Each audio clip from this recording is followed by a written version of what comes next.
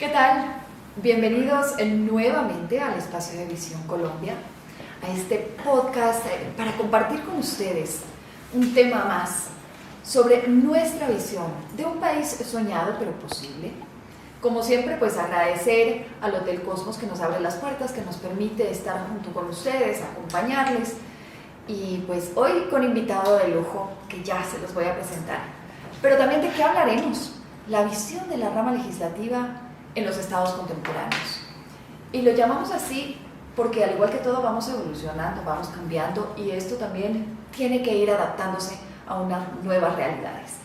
Quiero dar la bienvenida a mi coequipero, mi amigo Rodrigo Pombo, obviamente él, el jefe aquí. Rodrigo, bienvenido, gracias por acompañarnos. Ana María, mil gracias por la invitación, delicioso estar siempre en estos espacios, y pues vamos a ver cómo nos va hoy con un invitado como siempre de lujo, ¿no? Pero de lujo es de lujo.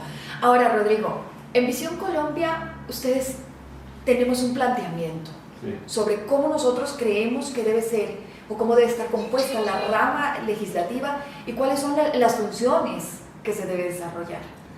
Yo creo que los estados contemporáneos deberían construir sobre la idea moderna de la tridivisión de poderes, es decir, la rama ejecutiva, la legislativa, la judicial, órganos especializados de control, superintendencias. Eso todo está muy bien. Y eso está muy bien básicamente porque controla el poder se controla a sí mismo, y eso es un gran invento de la humanidad que yo creo que hay que conservar. Sin embargo, en los estados contemporáneos, en los estados tecnificados, en los estados mucho más próximos a los ciudadanos, etcétera, etcétera, creo que la concepción de la Constitución, de la conformación de la rama legislativa, esto es del Congreso de la República para nosotros, está muy mal concebida, está anacrónicamente concebida. Y nosotros estamos proponiendo ideas de este tema. Primero, que sea bicameral, Senado y Cámara, pero que el Senado sea especializado, que haya unos expertos en temas determinados. Es decir, ahí alguien podría justificar que la propuesta nuestra tiene un altísimo componente elitista, y la respuesta sin ambajes y con total sinceridad es que eso es lo que estamos pretendiendo. El Senado debería ser un cuerpo especializado, como entre otras cosas surge hoy en día en el Parlamento inglés, que es el parlamento más antiguo del planeta. Y la Cámara de Representantes, para honrar su nombre, debería ser a su turno una suerte de espacio de verdadera y genuina representación. ¿Representación de qué? De sectores como por ejemplo los sindicatos, los empresarios, los estudiantes, de sectores poblacionales en función al censo poblacional, mujeres, LGTBI, etnias, raizales, etcétera, etcétera. Es decir, no creo yo que la democracia decimonónica liberal hoy en día se ajuste a las realidades políticas e históricas de Colombia. Déjelo ahí, porque entonces quiero dar la bienvenida a quien realmente entiende, porque es parte de, porque lo vive a diario. Quiero dar la bienvenida al doctor Gabriel Vallejo, representante de la Cámara del Departamento de Risaralda, congresista, abogado. Doctor Vallejo, bienvenido a esta charla, a esta conversación aquí. Y le pregunto, escuchando lo que dice Rodrigo, yo creo que mi pregunta va hacia ¿qué funciona? ¿Qué funciona en este momento dentro de la rama legislativa y qué no funciona? Bueno, Ana María, mil gracias primero por la invitación, feliz de estar aquí en esta charla, en esta conversación con Rodrigo, contigo, hablando, digamos, de una de las instituciones más importantes que puede tener una república, que puede tener una democracia, que es el Congreso. El Congreso, ahí es la representación realmente del pueblo, de la nación, y ahí está conformado. Y bueno, la verdad es que en este ejercicio, y siempre diciéndolo abiertamente, yo hoy me siento orgulloso de ser congresista de la República. Es un trabajo muy importante, primero porque construimos la ley, ese conjunto de normas que rigen las relaciones de los ciudadanos, nada más y nada menos.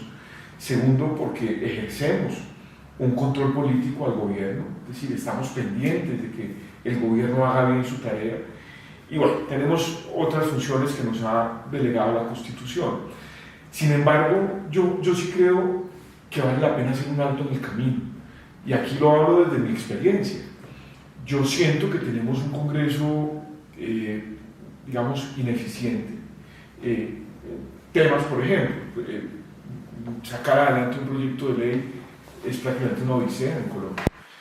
Nuestro sistema preponderantemente presidencialista hace muchas veces que el Ejecutivo tenga control sobre las discusiones de los proyectos de ley y ejerce una presión tal de que las discusiones puedan estar incluso parcializadas. Eso, por ejemplo, hay que revisarlo.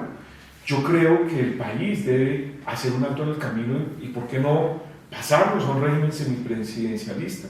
Yo creo que el sistema de pesos y contrapesos, que es fundamental, y lo decía ahorita Rodrigo, cómo el poder controla el poder, debe revisarse en Colombia. Lo otro, yo sí creo que tenemos un Congreso, y este es un tema, digamos, válido para discusión, quizás muy grande. Ahora, esa magnitud del Congreso puede ser una percepción de esta misma ineficiencia en el tema de los debates legislativos.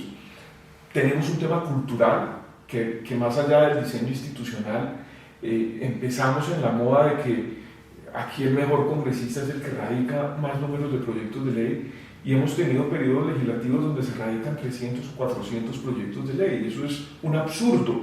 Nosotros tenemos una enfermedad que yo la llamo la hiperregulación o el exceso legislativo. Yo creo que eso no está funcionando bien, Ana María. Definitivamente hay que buscar ese rediseño. Coincido con lo que decía Rodrigo frente al tema, por ejemplo, de especializar una de las cámaras. Ese es un tema absolutamente novedoso. Y yo un poco les voy a apoyar a los dos con las preguntas y con los comentarios como un ciudadano corriente.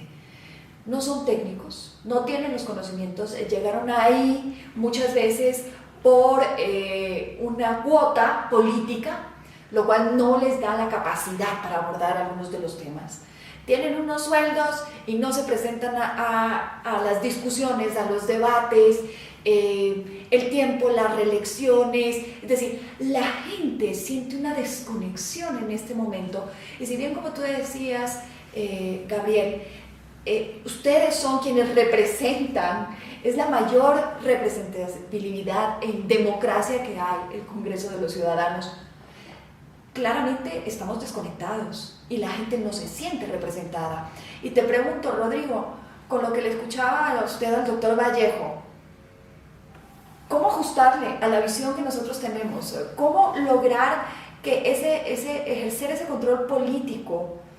¿Cómo lograr esa administración eficiente?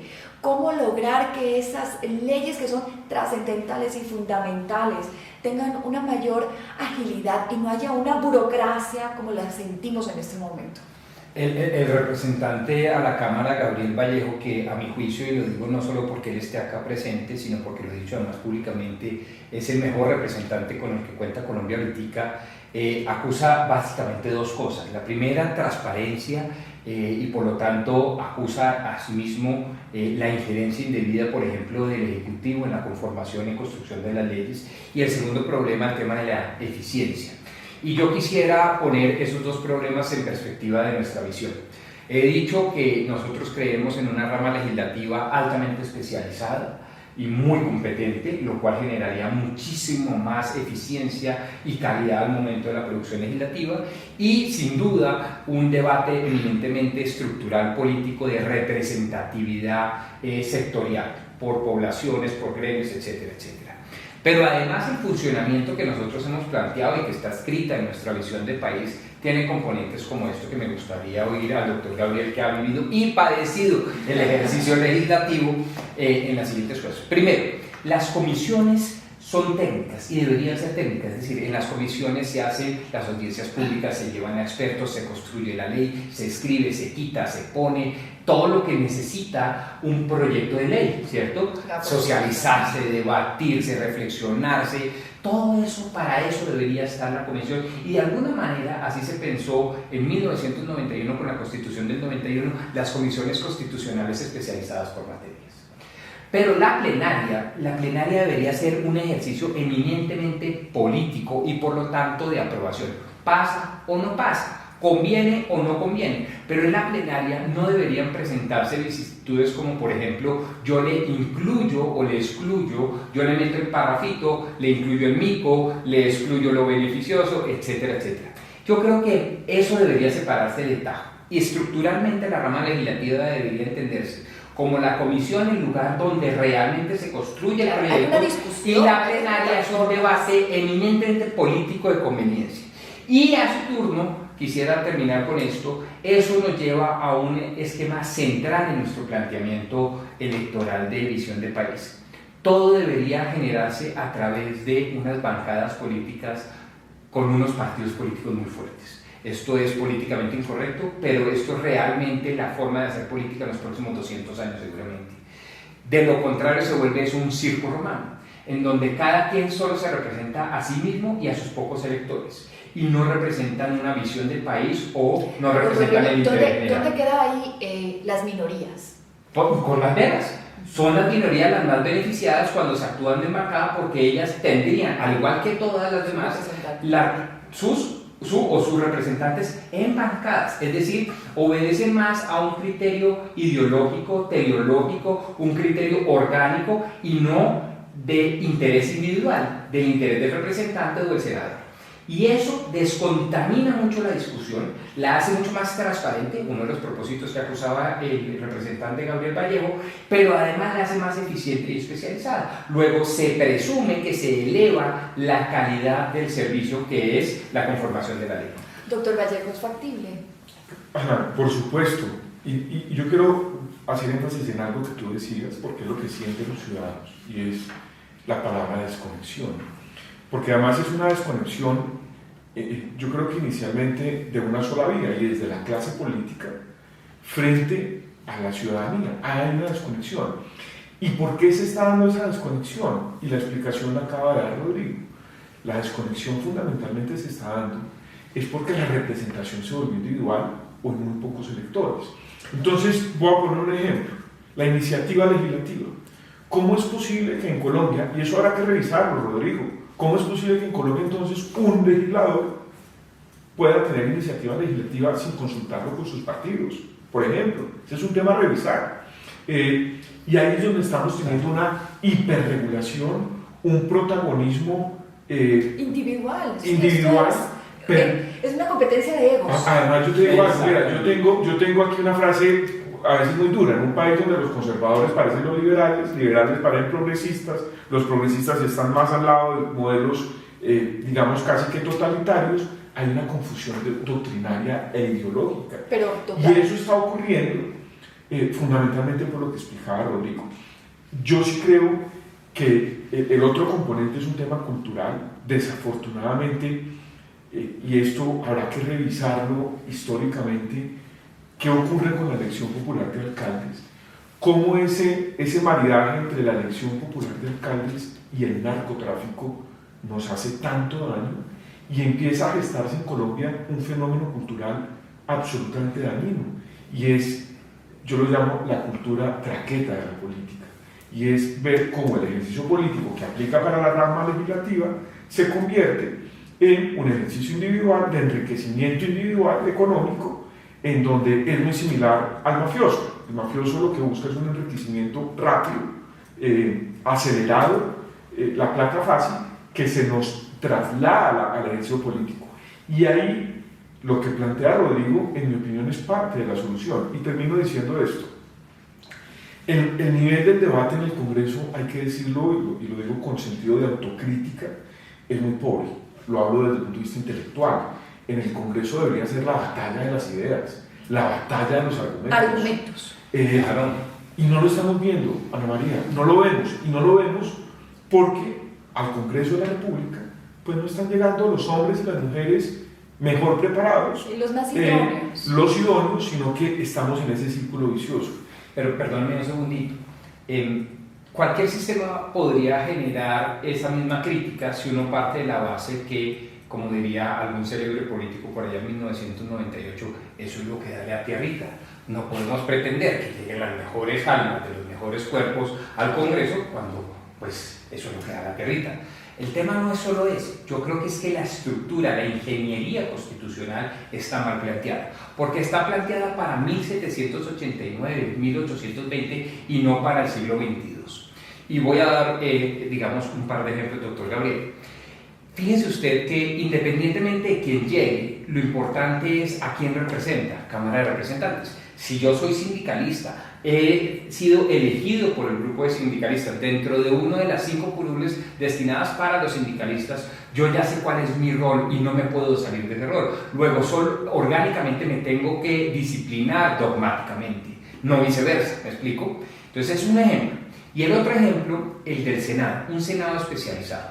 Entenderá usted, por ejemplo, que en el Parlamento inglés, al Senado, a la Cámara Alta, llegan, por ejemplo, los mejores deportistas en las Olimpiadas, llegan los científicos, llegan quienes no podrían fácilmente tener acceso a votación masiva, pero que el sistema les permite entrar y los valora mucho precisamente por sus hazañas, sus logros y su cultura al mérito. Usted es el mejor científico, bienvenido. Usted es el mejor académico, bienvenido. La mejor deportista, los artistas, por ejemplo. Entonces, fíjese que la especialización en función ya no del sector al que pertenece, sino al mérito conseguido, eso genera un debate mucho más especializado, eleva el debate y por lo tanto mejora el producto, que es la ley o la reforma constitucional. Claro, Rodrigo, y ese es un esquema que nos permite prevenir quizás el mayor mal del siglo XXI, que es el populismo. Exacto. Cuando uno logra, el ejemplo que pone Rodrigo frente a la Cámara de los Lores, que son quizás las personas más representativas desde el punto de vista intelectual, desde el punto de vista científico, desde el punto,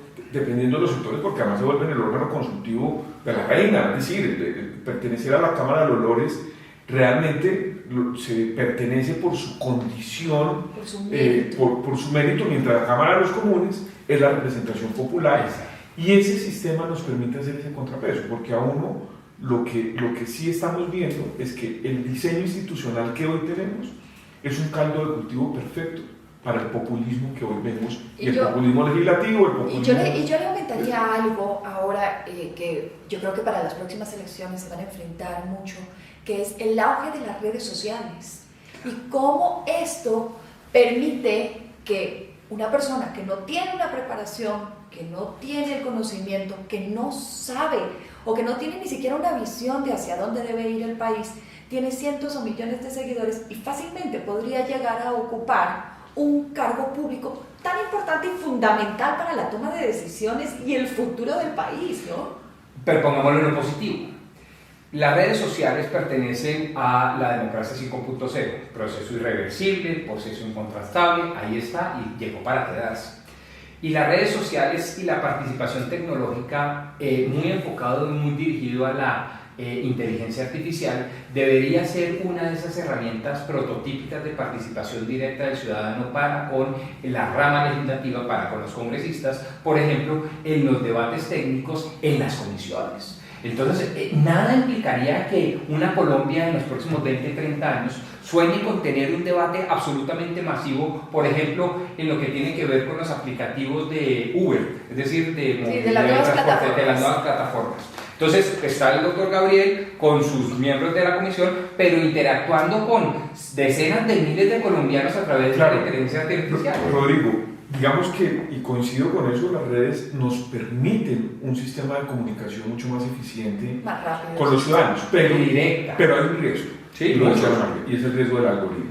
Sí. Y es como el algoritmo, como los likes terminan, digamos que logrando, y eso lo sabemos que además así funciona, manipulando al final al elector.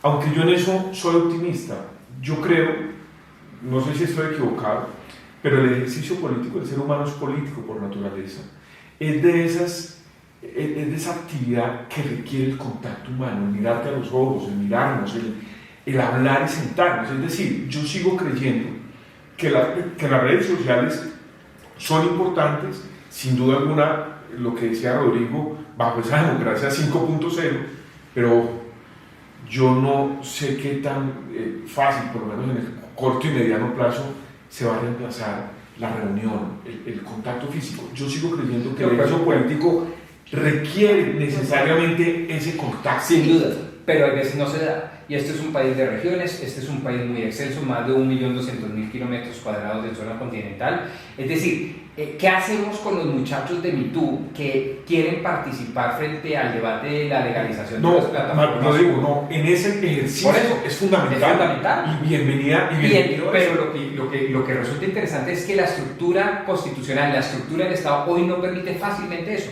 De entrada te voy dando un ejemplo. Ni siquiera hay un derecho que hoy debe ser más fundamental que muchos otros, como el derecho al acceso a Internet. Por ejemplo, entonces usted puede tutelar una cantidad de derechos, pero no puede tutelar el que realmente conviene al desarrollo de los pueblos, como es el de las nuevas tecnologías e Internet. Segundo, nadie se ha planteado la posibilidad de ejercer la función administrativa a través de la inteligencia artificial, y eso es muy importante. Y sobre todo cuando se trata democráticamente, popularmente, de conformar una ley. Es que la ley es quizás lo más sagrado que tiene una sociedad. Para eso se tienen los parlamentos, las asambleas o los congresos. Y entonces todo eso se debe mirar en los próximos 200 años. ¿Me explico? Eso no deshumaniza, yo no creo que deshumanice, todo lo contrario. Acerca a través de los medios que tenemos a nuestro alcance. Coincido con eso. Y Ana María, algo que los ciudadanos reclaman permanentemente, digamos, de los congresistas y de los sectores políticos. Esto es una queja reiterada en todo el territorio colombiano, y es: ustedes solamente aparecen cada 4 años. En campaña. Eso es una queja reiterada, y eso solamente se logra romper cuando se entiende el rol de ese ejercicio político, uno, de diálogo permanente, a través de medios como las redes sociales. Facebook Live es eficiente porque yo tengo un contacto simultáneo con cientos o miles de ciudadanos, pero también de rendir cuentas, que también lo permiten las redes sociales. Pero yo insisto, eso no reemplaza a hoy una reunión en Santa Cecilia, Risaralda, límite con el Chocó, ni la reemplaza en la vereda La Alta Estrella, en la Pía Risaralda, ni en Pereira con empresarios. Deberá ser una mezcla ideal para lograr esa ayuda de conexión con esa ciudadanía. Pero yo no quiero dejar pasar lo que decía Rodrigo. Las circunscripciones especiales nos van a permitir una verdadera representatividad. Yo creo que llegó el momento de revisar la circunscripción especial del Congreso de la República para que esos sectores realmente se sientan representados. Pongo el ejemplo, y yo insisto mucho en el tema porque además me apasiona.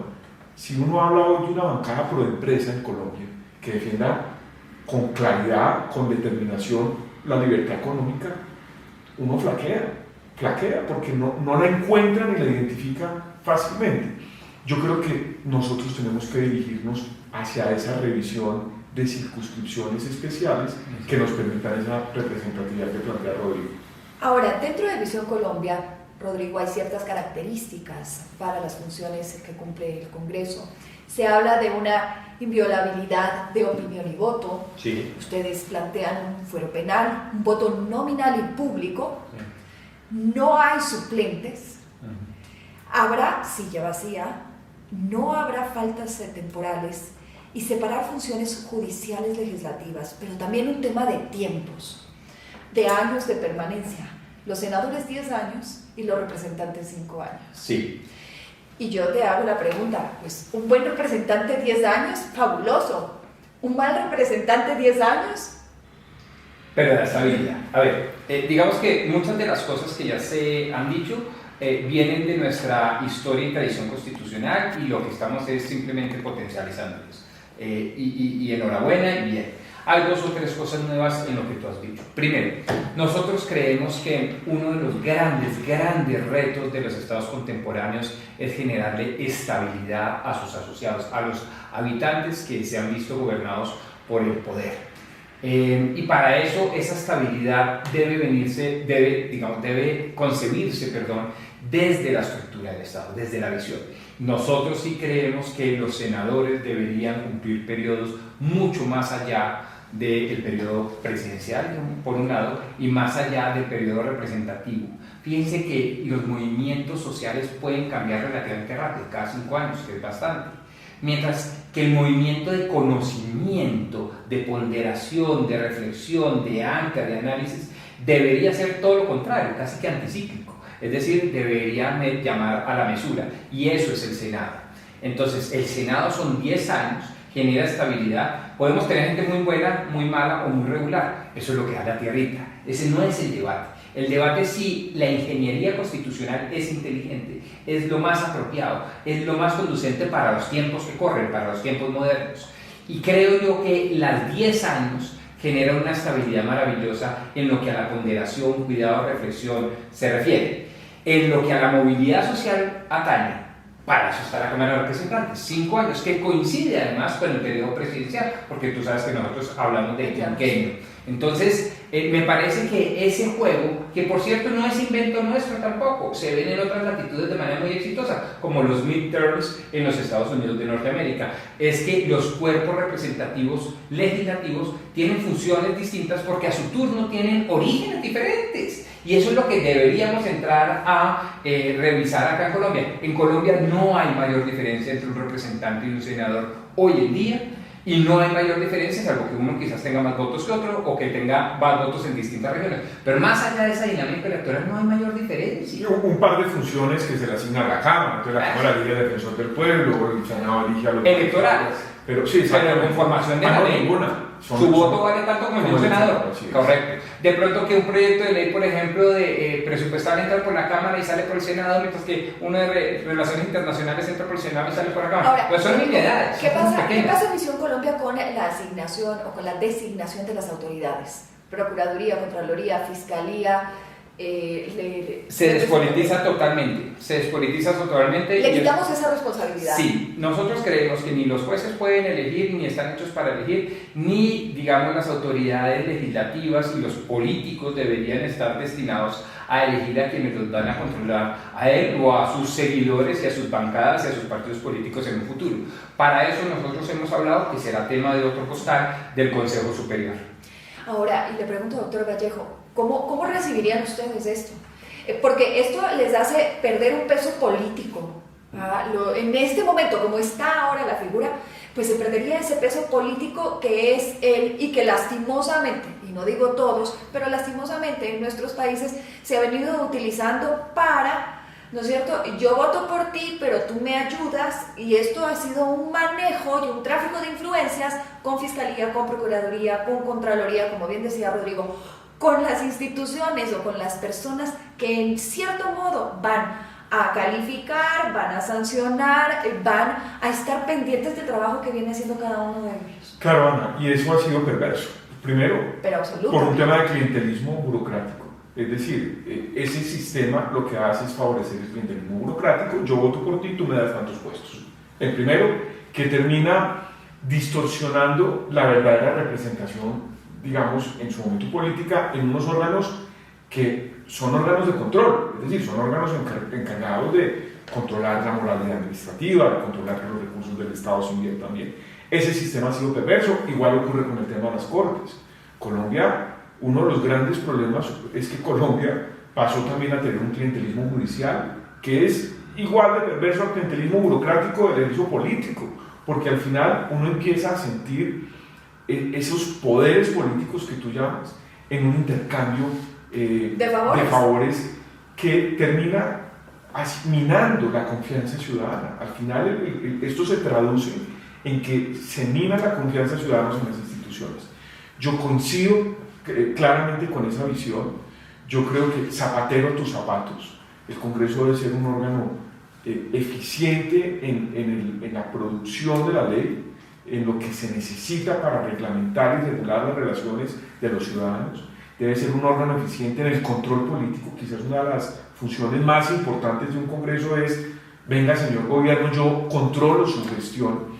Pero sin duda alguna las funciones electorales nos han hecho mucho daño, porque termina convirtiéndose en ese intercambio, en ese tráfico de favores que le hace mucho daño a la democracia. Yo particularmente creo que sí hay que desligar ese tema, igual hay que hacerlo con las cortes.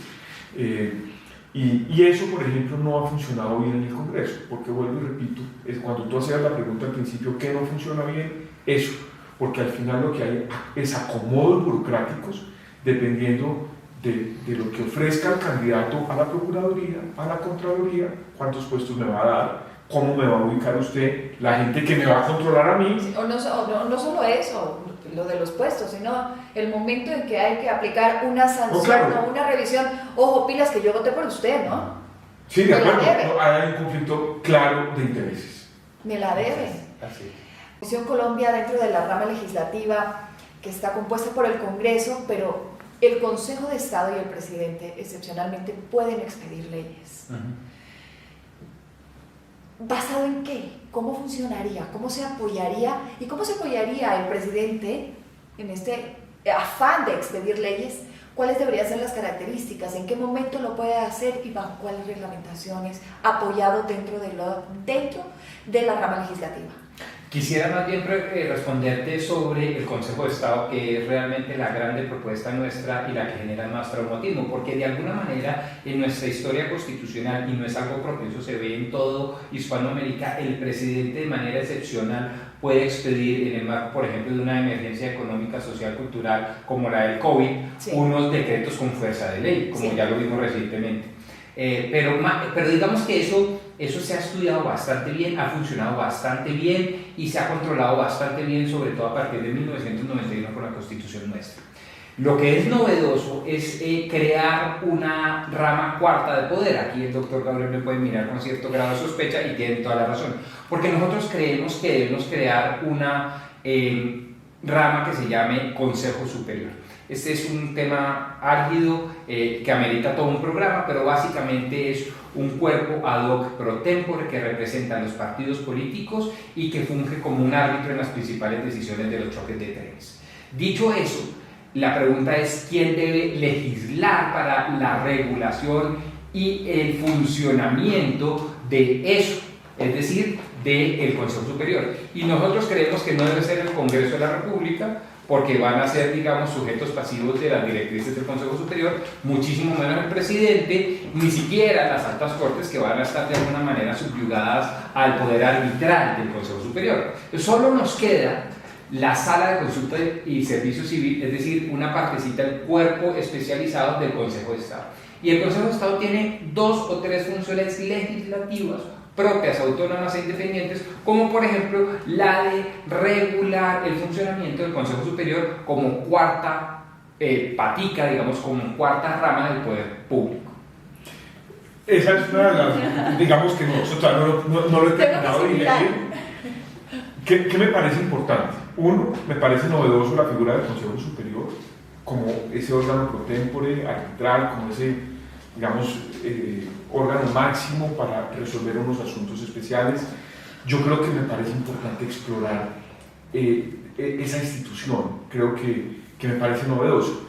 En donde yo tengo mis dudas es en la reglamentación del Consejo Superior. Digamos, Rodrigo plantea, debe ser la sala de consulta civil, dado que el Congreso es sujeto pasivo, puede ser sujeto pasivo del Consejo Superior. Yo ahí, Rodrigo, pensaría que, digamos, porque no me suena del todo que sea el Consejo de Estado, yo pensaría uno, es que sea el constituyente primario, por ejemplo, vía un referéndum, que reconozca esas funciones del Consejo Superior, por ejemplo. No, eso sí está clarísimo, la conformación sí, la legitimidad sí, claro, el reglamento diario. Sí, digamos que el reglamento diario, yo iría un poco a un aspecto mayor. No es muy frecuente que uno al constituyente primario le consulte ciertos detalles.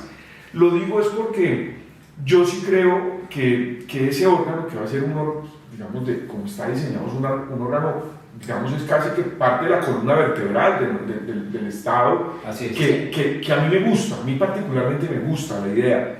Lo que no tengo claro es cómo evitar que el Consejo de Estado, que esta sala especial de la figura, pues tenga realmente esa independencia que queremos frente al Consejo Superior. Esa es como mi duda. Entonces, por eso pienso que ese reglamento interno, que yo sé que no es muy común, pueda ser sometido a un referendo. Hay que seguirlo masticando.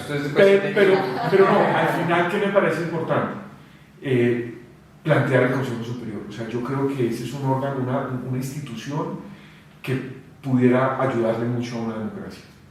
Ahora, tengo que ir cerrando, pero estamos de acuerdo de que hay cosas que no están funcionando en este momento, que podemos mejorar. Y le pregunto, doctor Vallejo, ¿hay falta de voluntad política?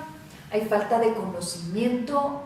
¿Qué falta para que vayamos haciendo cambios que vemos son posibles?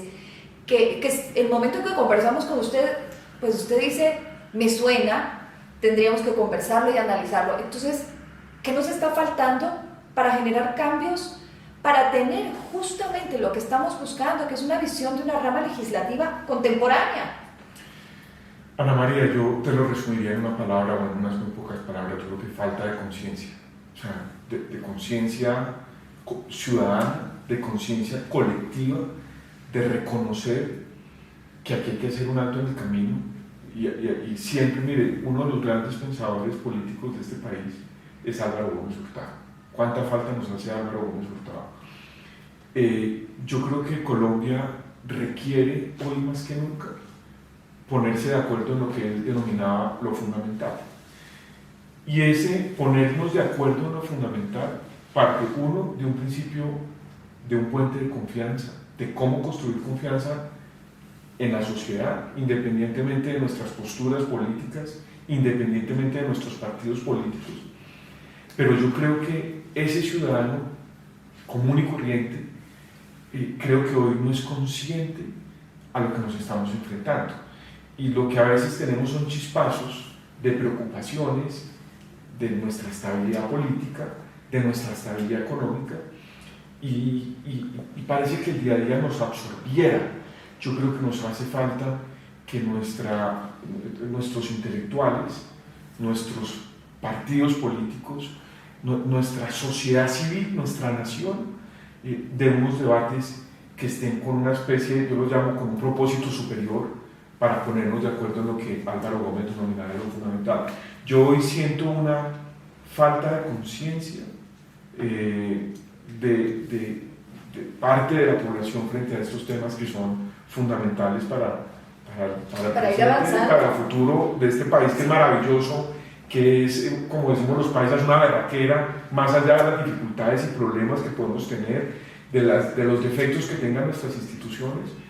Pues este es un país que no nació ayer y que tiene 200 años de historia republicana, y que de alguna u otra manera pues somos un país donde hay unos derechos, donde hay libertad, donde podemos sentarnos, donde podemos expresarnos libremente. Rodrigo, No, nos falta brevemente, ¿qué nos falta? no, pues yo sigo con mi cuento, cada loco con su cuento. Mientras que no reflejemos ese acuerdo sobre lo fundamental que hablara el doctor Gabriel Vallejo, parafraseando a Álvaro Gómez Hurtado, no podemos construir una visión de país estable y duradera. Y sin visión de país, pues la verdad es que es muy difícil atender las problemáticas por panditas o por profundas que ellas sean, con relativo éxito. Si usted sabe para dónde va como nación, hombre, hasta la pandemia le tenía susto. La pandemia le tendría susto a una nación unida, cohesionada, con un propósito común, un propósito en donde no nos homogenice, pero sí nos organice. Y eso es lo que nos hace falta en Colombia, y nos hace falta precisamente porque la estructura constitucional, la estructura del poder está diseñada para una suerte de sumatoria cero. Yo gano y usted pierde, entonces yo domino y usted simplemente pues queda relegado en el poder. Eso no puede ser así. Yo creo que deberíamos ser lo suficientemente inteligentes para permitirnos a nosotros mismos darnos una estructura de poder en donde todos quepamos, sobre la base de una democracia liberal, sobre la base de un sistema capitalista y de mercado, sobre la base de unas libertades individuales o personales, y sobre la base de un irrestricto respeto al sector productivo y a la iniciativa privada, que es lo que nos da de comer. Si esto está claro, todo lo demás se puede ir discutiendo, y para eso está la visión de país. Bueno, realmente les podría tener a ustedes dos aquí pues toda la mañana, pero vamos a tenerlo nuevamente, doctor Vallejo. Ha sido un gusto poder contar con usted, con su experiencia, con su visión, que como dice, todavía tiene algunas cosas que masticar de la visión Colombia 2022 que tenemos, pero el objetivo nuestro es generar planteamientos, Rodrigo. Yo creo que como responsables, como personas que buscamos un futuro, que buscamos un compromiso con el país, no nos podemos quedar únicamente en el discurso. Tenemos que generar acción, y parte de esa ha sido la responsabilidad de Visión Colombia. Generar planteamientos. Puede o no compartirlos con nosotros, pero nosotros estamos buscando hacer algo más. No quedarnos en el discurso, no quedarnos en esa oratoria. Y es por eso que cada vez que nos reunimos, cada semana, les damos algo de la visión que nosotros tenemos, que queremos compartirla. Para nosotros la rama legislativa, las funciones del gobierno, las podemos poner como reformar la Constitución, hacer leyes, ejercer control político sobre el gobierno y la administración nacional, ejercer ciertas funciones judiciales, administrarse autónoma e independientemente. Nos vemos la próxima semana. Nuevamente agradecemos al Hotel Cosmos. A ustedes nos pueden escuchar en Spotify, en Apple Podcast y en Google Podcast. Comparta esto. Páselo a su amigo, al vecino, a quien crea que puede interesarse, que quiere construir país. Porque para nosotros, todos podemos hacer un diálogo basado en ideas y compartirlo y buscar crecer como nación. Nos vemos la próxima semana.